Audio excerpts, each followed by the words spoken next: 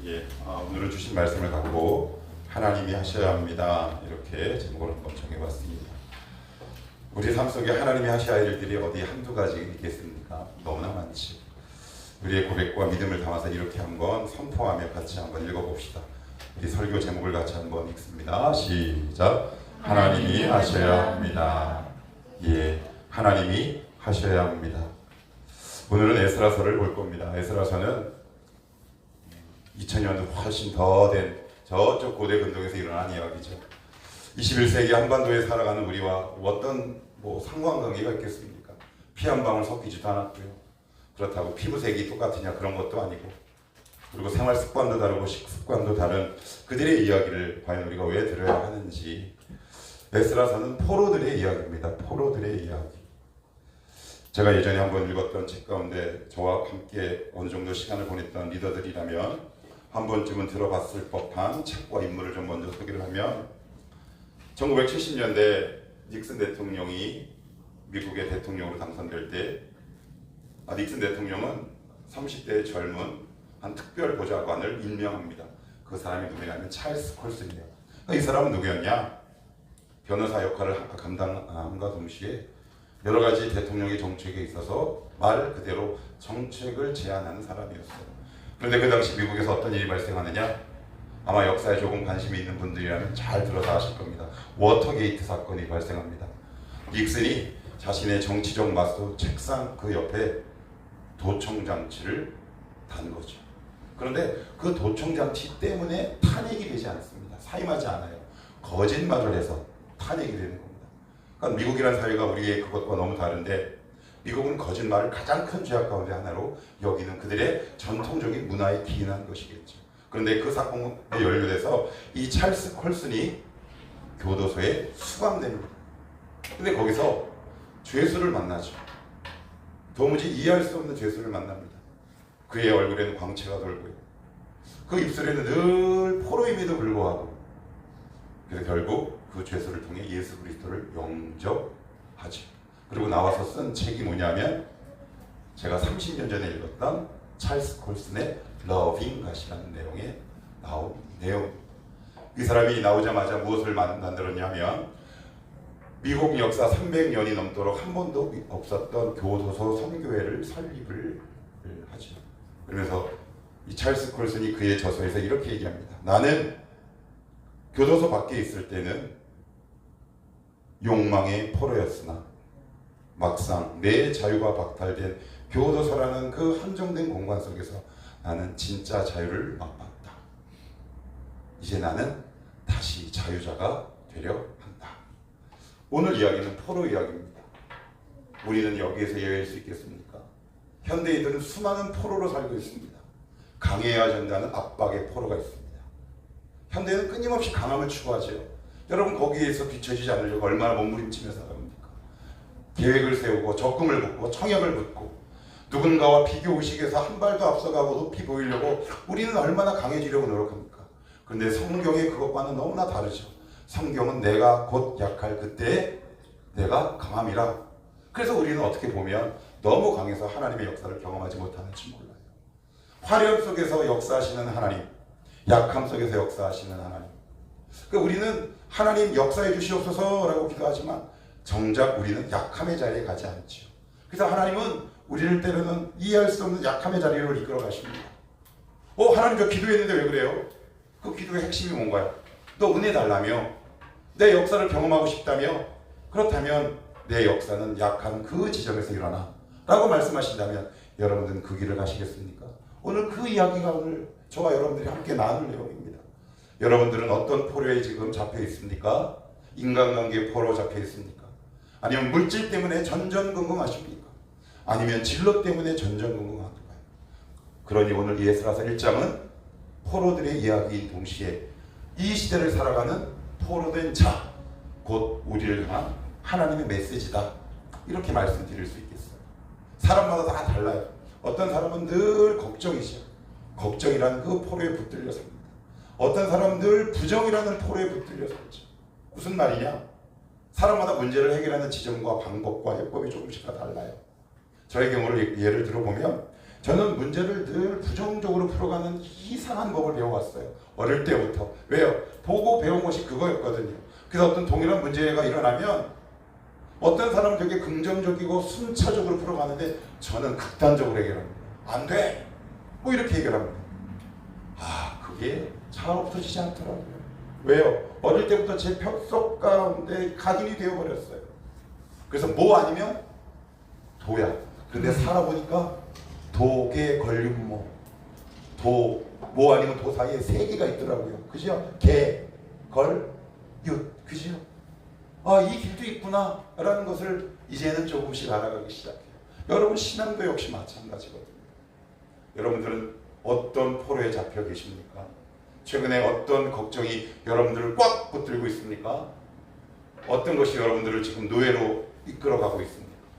오늘 성경은 우리가 어떤 포로에 잡혀 있는지를 보여주는 책인 동시에 우리의 모습을 조명하는 책이기도 하다. 그러면 우리 무슨 이야기인가? 하나님이 과연 우리의 삶 속에서 어떤 일을 하셔야 하는가? 같이 한번 비록 짧은 시간이지만 한 20여 분 남짓 하나님의 말씀을 상고하며 같이 은혜를 나눴으면 좋겠습니다.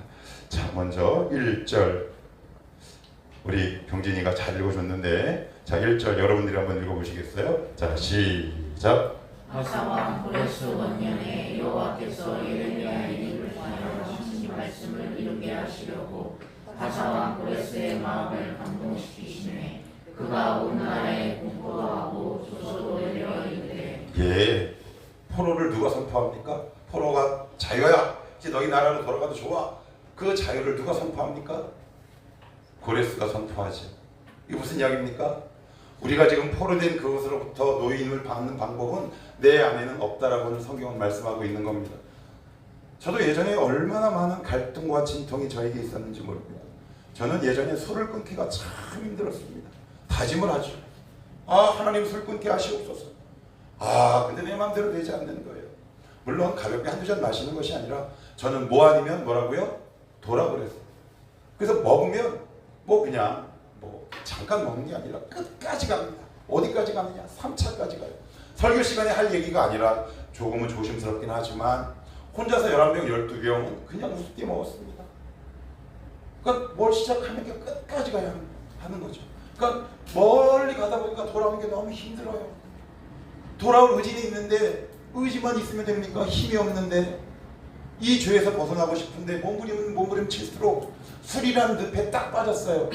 그런데 저가 거기서 늪에서 몸부림치면 어떻게 되나요? 늪에 빠지면 더 가라앉습니다.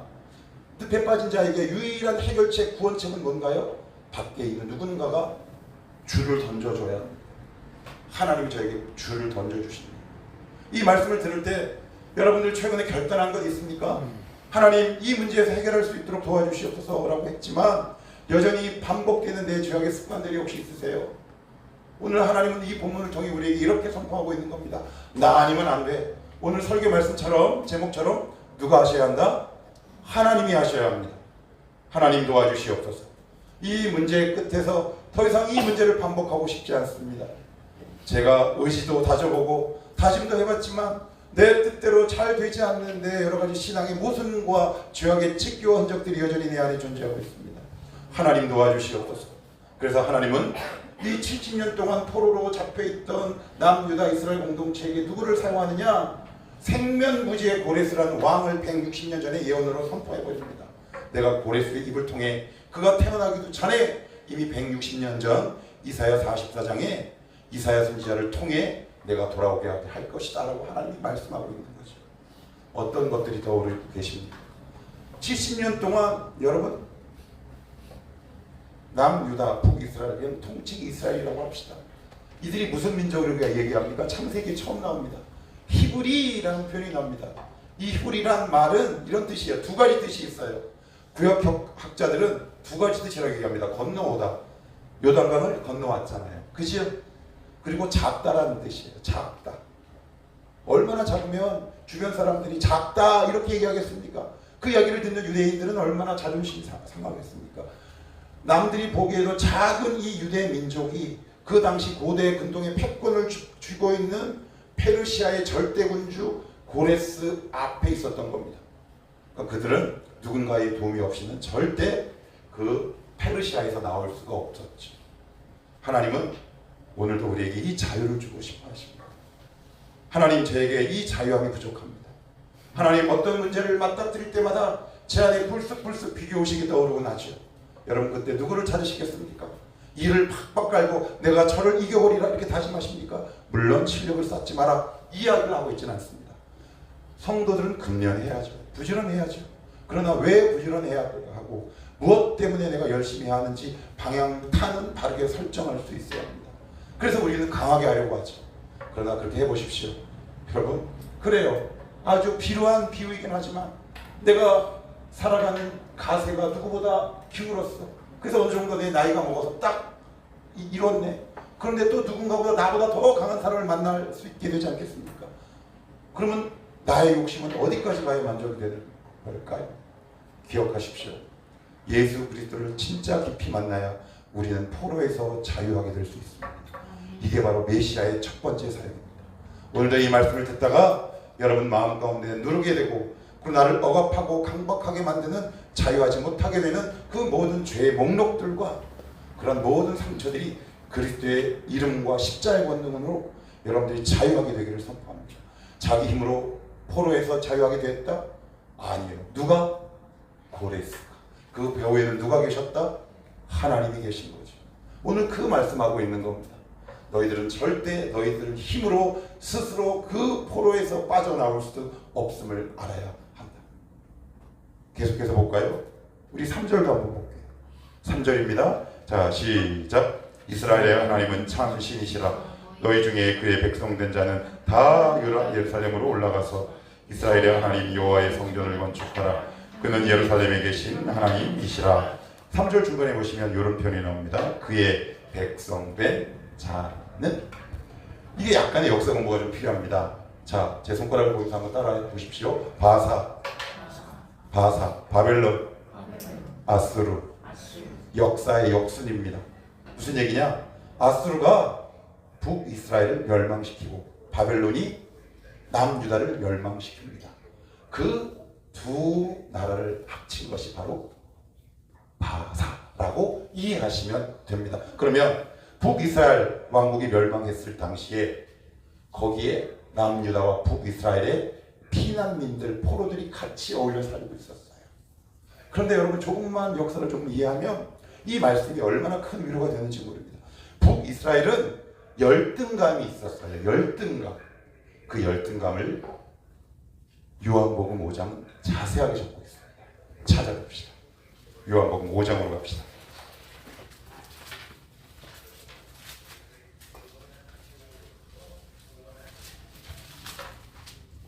뒤에 에어컨 좀 틀어주시겠어요? 이게 너무 따뜻한지 모기가 제 양 귀를 지금 집중적으로 지금 막 공격을 하네요.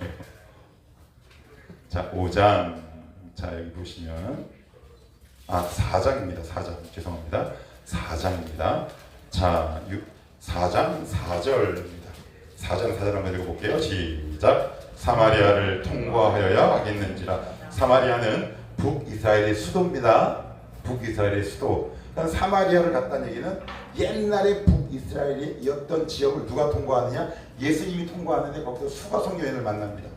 이런저런 대화하는 와중에 이 여인이 예수님께 아주 맹랑한 질문을 던집니다. 어떤 질문이냐면 바로 여기요. 9절입니다. 시작. 사마리아 여자가 이르되 당신은 유대인으로서 어찌하여 사마리아 여자인 나에게 물을 달라 하나이까 하니 이는 유대인이 사마리아인과 상종하지 아니함이라라. 상종하지 않았어. 왜요? 예를 들면 이런 겁니다. 대한예수교 장로회는 몇 개의 교파들이 쭉 나눠져 있습니다. 쉽게 얘기해서 대한예수교 장로, 우리 흔히 말하는 제가 속한 통합직교단은 중립을 얘기합니다. 중립. 여기서 약간 보수 쪽으로 간 곳이 어디냐면 합동. 그거보다 더 오른쪽으로 간 곳이 어디냐면 합심.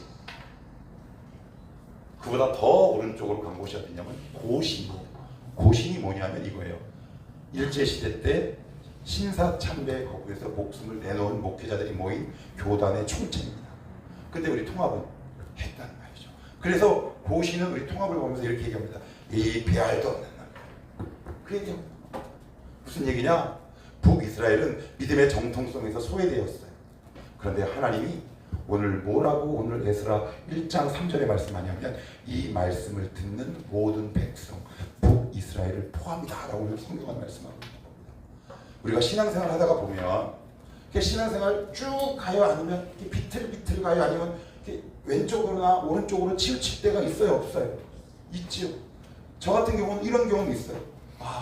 우리 청년들이 수련회 때 가장 많이 불렀던 찬양 체리나 뭐라고? 너무 너도 웃으려고 그러지. 목사님 제자를 제스처 때문에 너무 멀리 왔나요? 라는 복음선거가 있어요. 그 찬양을 부르면 청년들은 여름 수련회 때 그렇게 울어. 그리고 울고 끝이긴 한 차지만 하여튼 그게 이렇게 마음에 와닿나. 신앙을 하다 보면 내 나름대로 열심히 갖고 하지만 신앙이 정해진 길에서 우리는 늘 이렇게 비틀비틀 걸어가요.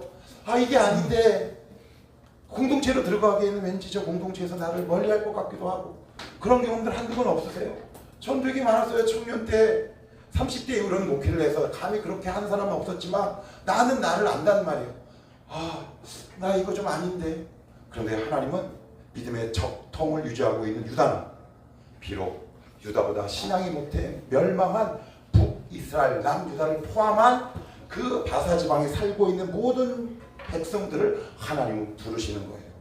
여러분 이게 얼마나 감사한지 몰라요. 최근에 혹시 신앙이 다운된 사람 있어요? 혹시 하나님의 말씀에 불순종해서 이만큼 와서 다시 돌아갈 힘이 없는 사람들 있으십니까? 아니에요. 제가 그래서 다시 한번 읽어볼게요. 에스라서 1장 3절입니다. 이스라엘의 하나님은 참 신이시라. 너희 중에 어떻게 해요? 그의 백성된 자는. 그의 뭐라고요? 백성.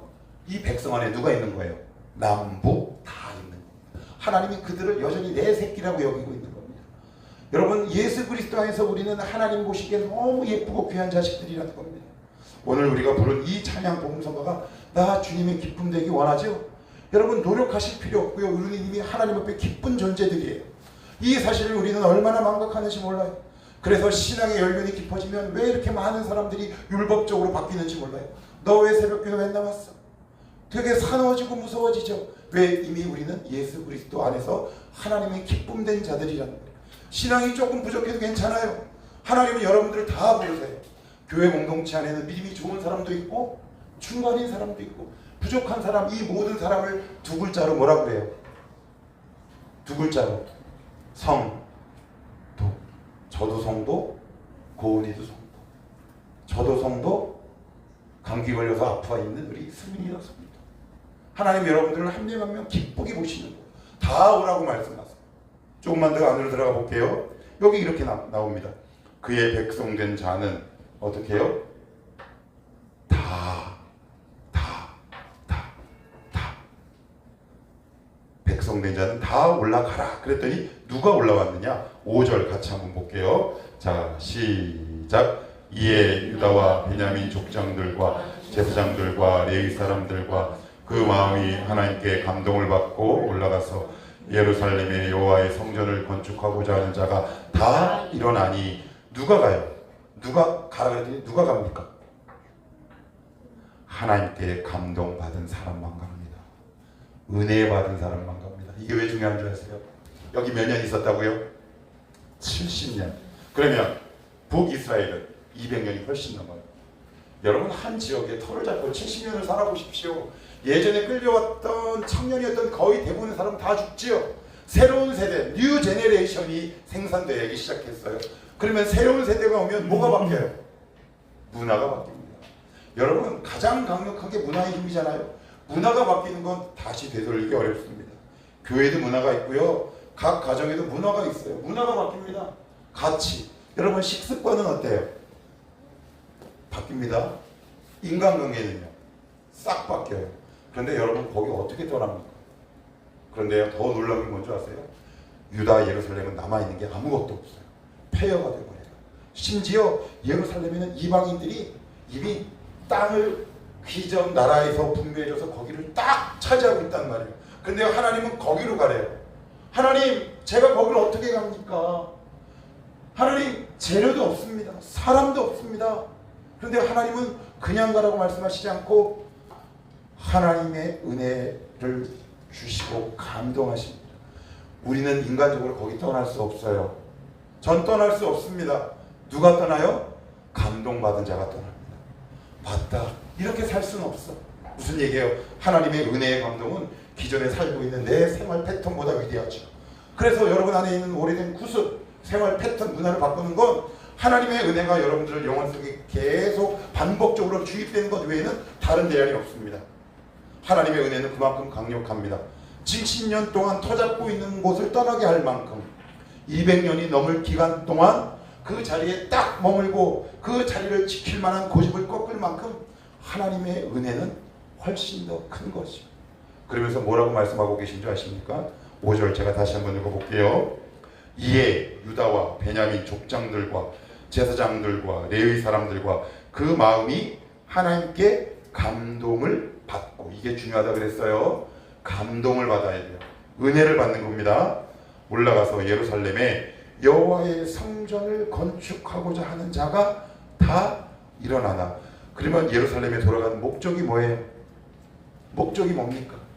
성전 건축이에요. 그래서 이 본문을 갖고 21세기의 대한민국 목사들은 주구장창 이 본문과 학계 본문을 갖고 예배당을 성전이라고 바득바득 우기는 어리석음을 반복하죠. 전혀 그런 의미가 아닌데, 성전은 하나님의 임재를 상징합니다. 그죠? 내가 그 성전에 내 이름을 두겠다라고 이미 열왕기에서 말씀하셨어요. 지금 이 시대에는 예수 그리스도의 이름을 누구에게 두고 있습니까? 저와 여러분 안에 두고 있는 거 아닙니까? 그러면 성전을 다시 짓는다라는 것은 뭘까요? 잃어버린 내 신앙의 뚝을 다시 회복시키는 겁니다. 하나님, 내 신앙의 뚝을 다시금 세워주시옵소서. 그런데 그렇기 위해서는 대가가 필요한 거죠. 하나님의 은혜를 딱 받았어요. 그런데 여전히 우리 안에는 내가 버리고 떠나야 할 것들이 내 주변에 너무 산적해요. 그래서 얼마나 우리의 결단을 미루게 됩니까? 그렇지 않습니까? 그러나 말도 잘못 나오네요. 하나님의 은혜는 결코 그렇지 않다. 은혜를 받았지만 여전히 내 주변에는 버려야 할 것들이 있어. 떠나야 할 관계가 있다고. 그러면 성전 건축 지으려면, 성전 건축을 하려면 뭐가 필요해요? 자, 계속 볼게요. 자, 6절입니다. 시작. 그 사면 사람들이 은그릇과 금과 물품들과 짐승과 보물로 돕고 그 외에도 예물을 기쁘게 드렸더라. 하나님이 그냥 가라 그래요? 아니에요. 하나님이 이미 주변 사람들에게 감동을 시켜서 성전 건축할 재료를 갖고 가게 하시는 거예요. 우리는 하나님이 우리에게 말씀하실 때 하나님 앞에 가장 많이 핑계대는 게 뭐냐면 이거거든요. 하나님, 주시면 갈게요. 주시면 갈게요. 보이면 갈게요. 그런데 믿음은요? 성경은요? 하나님은요? 가면 보여요. 그죠? 창세기 22장 한번 찾아봅시다. 창세기 22장 한번 찾아볼게요.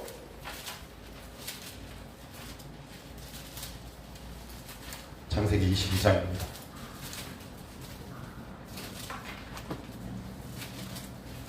창세기 22장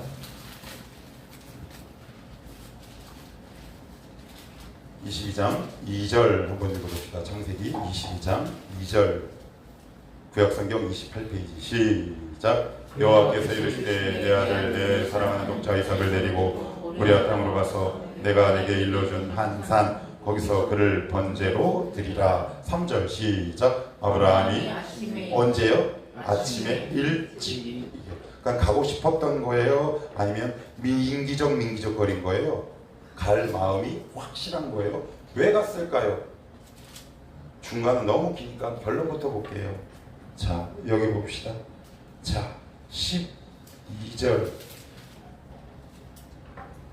13절 시작. 아브라함이 눈을 들어 살펴본 즉 한 순양이 뒤에 있는데 불이 숯불에 걸려 있는지라. 아브라함이 가서 그 순양을 가져다가 아들을 대신하여 번제로 드렸더라. 14절까지. 아브라함이 그 땅 이름을 여호와이라 하였으므로 오늘날까지 사람들이 이르기를 여호와의 산에서 준비되리라 하더라. 보고 갔어요? 가서 봤어요? 가서 봐요. 하나님의 역사는 늘 이렇게 모순적으로 보여요. 근데 우리는 3차원의 세계에 살고 있기 때문에 믿음이라는 4차원이 우리 가운데 들어오지 않으면 우리는 늘 이 세상 사람들이 해석하는 모든 것들을 동원해 우리는 이 삶을 해석해가기 시작하죠. 하나님 보여주시면 갈게요. 근데 하나님이 나에게 주신 음성은 매 순간 같아요. 아니야, 너 가야 돼. 가라. 여러분 가야 할 자리가 있습니까? 근데 오늘 우리가 에스라서 살펴봤지만 하나님이 빈손으로 보내셨나요? 아니에요. 그 일을 할 수 있는 물질도, 그 일을 할 수 있는 재능도, 그 일을 할 수 있는 시간도 하나님은 예비하시는 분이시다. 그러니 하나님이 만약에 여러분들에게 오늘 예배 시간 가운데 야 그래 너 이 죄악을 한번 끊어보고 너 이거 익숙한 환경으로 한번 벗어나보지 않겠니? 라는 이 말에 그래 라고 내 나름대로 결단이 딱 섰는데 만약에 걸리는 것이 있다면 그것을 딱 끊어내시고 하나님이 예비하신 은혜가 있겠구나 라고 그 길을 떠나시기를 축복합니다. 그래야 우리의 신앙이 날마다 자라가지 않습니다. 그래서 이스라엘 백성들은 그 먼 길을 걸어서 다시 유다 예루살렘으로 돌아옵니다. 나중에 에스라 6장, 7장, 8장 보면 성전 건축을 짓는데 두 번째 성전 이름을 뭐라고 얘기하냐면 스룹바벨 성전이라고 합니다. 스룹바벨이 중심돼서. 그런데 재미있는 장면이 나와요. 거기서 옛날에 솔로몬의 영광을 받던 늙은 노인들은 펑펑 울었더라 이렇게 나옵니다. 옛날에 비추어서 너무 볼품없지요. 그런데 하나님은 그것을 어떻게 생각하실까요? 기쁘게 받아요. 그러면 이 사람들은요 슬프게. 하나님은